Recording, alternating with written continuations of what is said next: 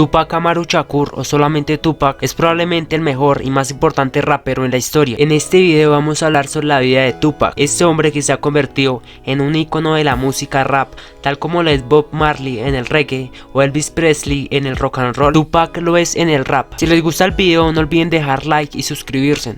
En serio, suscribir. Bueno, ya, comencemos. En 1966, Estados Unidos vivió una época de cambio, pues la raza negra estaba cansada de la discriminación y el racismo que sufrían sobre todo por parte de la misma policía. Por ello se fundó el partido Panteras Negras, que se encargaban de vigilar el comportamiento de los policías hacia los ciudadanos de color. Dentro de este grupo se encontraban los padres de Tupac, Billy Garland y Afeni Shakur. Mientras todavía estaba embarazada de Tupac, Afeni Shakur compadeció un proceso judicial en el que se le acusaba de haber participado en atentados terroristas. Su cadena podría haber sido de más de 300 años de cárcel y 150 cargos. Aún así, ella se encargó de su propia defensa, ganando el juicio y siendo liberada un mes antes del nacimiento de Tupac. El 16 de junio de 1971 nace Tupac al este de Harlem, en Nueva York, Estados Unidos. Aunque en un principio su nombre era Lesani Parish Crooks, al año de vida fue renombrado Tupac Amaru en honor al revolucionario indígena peruano de la época virreinal, José Gabriel Condorcanqui Noguera, llamó igualmente José Gabriel Tupac Amaru, conocido posteriormente como Tupac Amaru II. Según su madre, quería que tuviera un nombre de revolucionario de los pueblos indígenas del mundo. Quería que supiera que era parte de la cultura mundial y no solo de un barrio. Poco después de nacer Tupac, Afeni se separa del padre biológico de Tupac e inicia una larga relación con Mutulu Shakur, que también era parte de las Panteras Negras. Es toda una historia, ya que varios de sus familiares también eran parte de dicho grupo. No solo por eso, sino por donde vivía Tupac, vivió una infancia donde podía haber mucha violencia casi todos los días. Pasó gran parte de su niñez en continuos viajes a lo largo del país en compañía de sus hermanos y su madre. La condición económica de la familia de Tupac no era para nada positiva, pues vivían casi en la pobreza. Sin embargo, logró entrar en la prestigiosa Escuela de Bellas Artes de Baltimore, donde rapeando y actuando en directo comenzó a desarrollar su creatividad. Antes de su graduación tuvo que trasladarse en junio de 1988 junto a su familia a Marin City, en California, donde asistió al instituto Temple Pies. Tupac comenzó a asistir a las clases de Leila Steinberg en 1989. Ese mismo año, Leila Steinberg organizó un concierto con el antiguo grupo de Tupac, Strictly Dope. Tras el concierto, Tupac tuvo la oportunidad de conocer a G-Shock, líder de Digital Underground. Él observó su talento y pronto lo integró a la banda como bailarín y roadie. En ese sentido, hizo su primera aparición discográfica en This Is EP Release de Digital Underground. Y un año después llegó su primer disco en el año de 1992 titulado Tupac Leads Now. Luego lanzó el sencillo Brenda's Coral Baby. Fue tan exitoso que ganó disco de oro.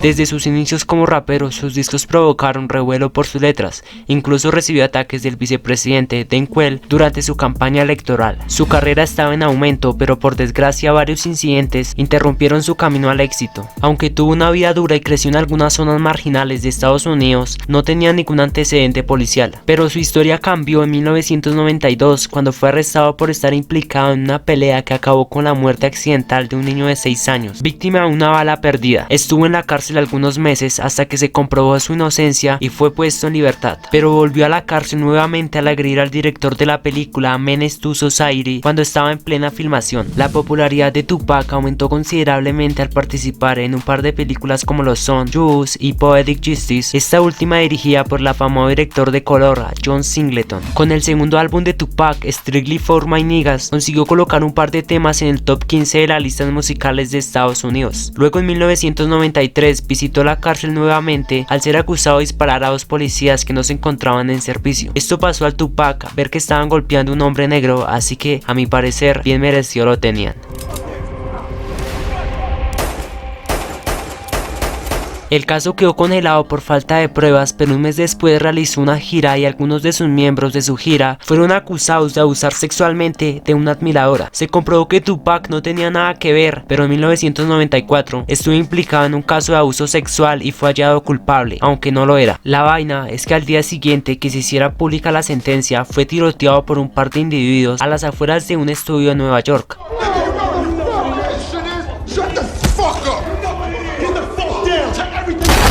Como dato interesante, Tupac no quería a la policía tanto que el día que fue tiroteado se negaba a ser ayudado por los agentes de la ley. Es admirable. En este mismo tiroteo se generó la historia entre Tupac contra Biggie, ya que Tupac acusó firmemente a Big de ser parte de este tiroteo. Fue condenado a pasar 4 años y medio en prisión en febrero de 1995. Durante el tiempo que estuvo en la cárcel se dedicó a rapear, componer y leer escritores. Durante este mismo tiempo que estuvo en la cárcel se publicó su tercer álbum multiplatino, Me Against the World, convirtiéndose en el único artista en tener un álbum en el número 1 de Billboard 200 mientras cumplía una pena de prisión. El álbum se mantuvo en lo más alto de las listas durante 5 semanas y vendió 240.000 copias en su primera semana, estableciendo un récord de ventas en una primera semana para un artista de rap masculino. Para mí este es uno de los mejores álbumes de rap en la historia. Sí. En prisión contrajo matrimonio con su novia Keisha Morris, aunque más tarde la boda fue anulada. El 13 de octubre de 1995, Suge Knight logró pagar la fianza para sacar a Tupac de la cárcel. El trato se basaba en que Suge Knight pagaba la fianza y a cambio Tupac firmaría un contrato con Death Row de 3 álbumes. El hecho de salir de la cárcel marcaría una profunda felicidad en Tupac. Se estableció en Los Ángeles, California y comenzaría a grabar una gran cantidad de canciones, la mayoría de ellas para su próximo disco Alleges on Me. El 13 de febrero de 1996, Tupac lanzó su cuarto álbum como solista, Alleges on Me. Este doble álbum fue el primero y segundo de su compromiso de 3 álbumes con Death Row Records. Se vendieron más de 9 millones de copias. A diferencia de Me Against the World, el álbum estaba más orientado a la mentalidad matona y de gángster. Tupac continuó con sus grabaciones a pesar de los crecientes problemas en Death Row Records. Siguió creando cientos de temas durante su periodo en Death Row, la mayoría de los cuales serían liberados en sus álbumes póstumos de su muerte. El 4 de junio de 1996 lanzó junto a los Outlast el tema Hip 'Em Up, en el cual ataca verbalmente a Biggie y a sus asociados. En la canción, Tupac dijo haber tenido relaciones sexuales con Faith Evans, la esposa de Biggie por entonces, y atacó la credibilidad de Bad Boy Records.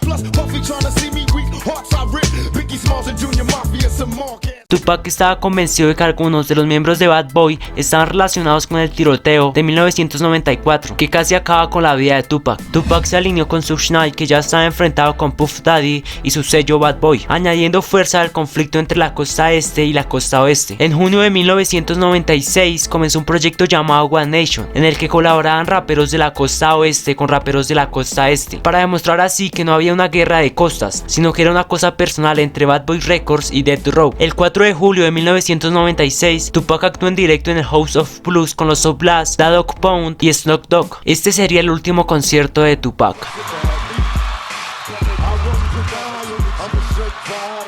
Mientras estaba en la cárcel, Tupac leyó y estudió sobre Nicolas Maquiavelo, que inspiró su seudónimo Machiavelli, bajo el cual lanzó el álbum The Don Illuminati 7-Day Theory. A lo largo del álbum, Tupac sigue centrándose en los temas de dolor y de agresión, haciendo este álbum una de las obras más emocionalmente oscuras de su carrera. Tupac escribió y grabó todas las letras en solo 3 días y para la producción se tomaron 4 días, sumando un total de 7 días para completar el álbum, de ahí el nombre. El álbum fue completamente terminado antes de su muerte, entre julio y agosto de 1996, y en la portada aparecía el mismo crucificado, simbolizando lo que los medios de comunicación habían hecho con él. Tupac tenía planeado formar Machiavelli Records, que habría incluido a los Outlast, Wu-Tang Clan, Big Daddy Kane, Big Syke y Gang Starr. En agosto grabaría la que sería su última película, Gang Related, en la que tenía una actuación muy relevante y esencial en el filme. Durante ese tiempo, Tupac se centró en la película, dejando a un lado las entrevistas y sus sesiones en el estudio para grabar canciones. Se sabe que concedió un par de entrevistas y que grabó muy pocas canciones. En esos tiempos estuvo muy centrado en hacer obras de caridad y en temas políticos. Como dato importante, cabe destacar que el día 27 de agosto, Tupac envió a su becaria a sacar sus canciones de Death Row con la carta en la que decía que cuando acabara su último disco, del trato pactado con Suge Knight, se marcharía del sello. Sin embargo, el abogado de la discografía no lo permitió. También estuvo planeando hacer una película sobre la vida de su madre, Afeni Shakur, la cual se llamaría An Steely Rise, en la que él mismo se encargaría de la banda sonora y de dirigirla. En septiembre, Tupac continuaba con el rodaje de Gang Related y apoyar el proyecto de Death Row 8 junto a sus socios Suge Knight. Más tarde tenía pensado formar Machiavelli Records, una ramificación de Death Row en la que sería Tupac el dueño de esta pequeña discografía. El 2 de septiembre fue entrevistado por la revista OKJ. La entrevista fue llamada My Dream Came True y es considerada una de sus últimas entrevistas. Al día siguiente terminaría de robar Gang Related y lo celebraría celebraría por todo lo alto con la gente de Death Row y de la propia película.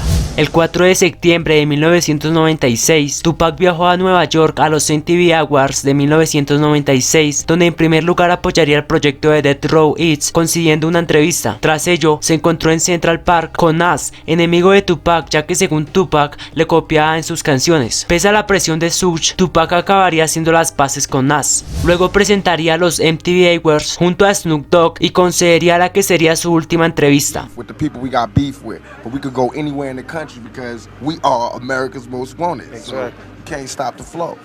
Sorprendentemente, Snoop Dogg declararía que quería colaborar con Bad Boy Records, ya que los admiraba, pues según el propio Snoop, era Tupac quien tenía el problema con ellos, y no él. Tupac quedaría completamente decepcionado de su amigo tras haberle ayudado cuando fue condenado a la cárcel y no volvería a querer saber de Snoop. El 5 de septiembre grabaría las que serían sus últimas 3 canciones, una de ellas dedicada al combate de Mike Tyson contra Bruce Seldon y otra dirigida a raperos con los que tenía feudos, Jay-Z, Notorious B.I.G., Puff Daddy y Hussein Fatal. Al día siguiente viajaría a Nueva York, donde estuvo firmando sus discos, mientras que por la noche grabaría su último videoclip, Toss It Up, en el que aparece en un garaje con una chica y con un coro formado por Danny Boy, Aaron Hall, Casey y Jojo.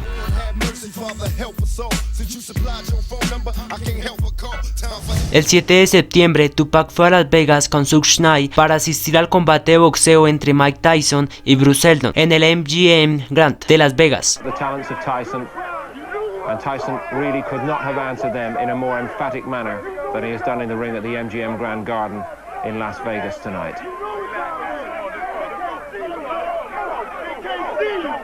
Después del combate, uno de los socios de Suge vio a Orlando Anderson, miembro de los Crips Southside, en el vestíbulo del MGM Grand e informó a Tupac. Tupac y su grupo agredieron a Anderson. La pelea fue grabada por las cámaras de vigilancia del hotel.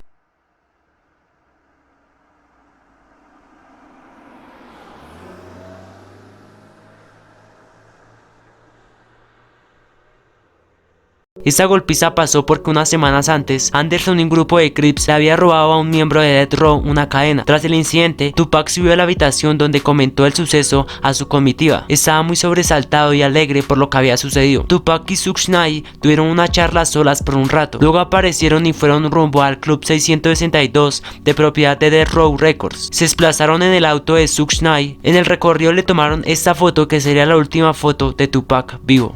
Alrededor de las 11 de la noche, el auto en el que estaba Tupac se detuvo en un semáforo y mientras intercambiaban palabras con unas mujeres que se encontraban en la parte derecha, al lado izquierdo otro auto se parqueó, bajó la ventanilla y disparó 12 veces hacia el auto donde se encontraban Tupac y Suge Knight. Tupac fue alcanzado por 3 balas, hiriéndole en el pecho, en la mano derecha y en el muslo. Esta última bala rebotó en el fémur, alojándose en la pelvis. Aparentemente una de las balas rebotó en su pulmón derecho. Suge fue herido en la cabeza, aunque se cree que la bala simplemente le rozó. Según él, una bala se incrustó en el cráneo, pero los informes médicos posteriores contradijeron esta declaración. En fin, Suge Knight condujo apresuradamente y fue parado por unos policías en bicicleta. En el hospital, Tupac no estaba totalmente inconsciente y fue fuertemente sedado. Respiraba a través de un ventilador y un respirador y fue conectado a una máquina de respiración artificial y finalmente entró en coma inducido por barbitúricos. A pesar de sobrevivir a un gran número de operaciones como la extirpación de su pulmón derecho, Tupac superó la fase crítica de la terapia médica y se dio un 50% de probabilidades de supervivencia, pero lamentablemente el viernes 13 de septiembre de 1996, estando en la unidad de cuidados intensivos,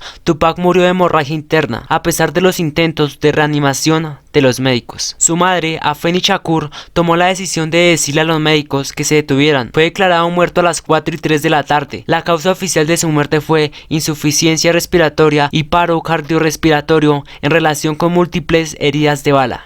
El caso sobre la muerte de Tupac nunca fue resuelto, aunque hay muchas hipótesis sobre lo cual voy a hacer un video. Desde su muerte, Tupac se ha convertido en un mártir internacional, un símbolo como Bob Marley o Che Guevara, cuya vida ha inspirado tupacistas en las calles de Brasil, murales conmemorativos en el Bronx y bandas juveniles en Sudáfrica. En la entrada al museo Martha Herford en Herford, Alemania, se encuentra una estatua de Tupac. Además, en el año 2017 se reconstruyó la estatua de Tupac en Georgia. Tupac es la cara del rap, ha influenciado a muchos, entre los que yo mismo me incluyo, y aunque nos hayan arrebatado a Tupac, nos dejó un gran legado. Tal vez deberían haber más personas con el carácter y pensamientos de Tupac en el mundo.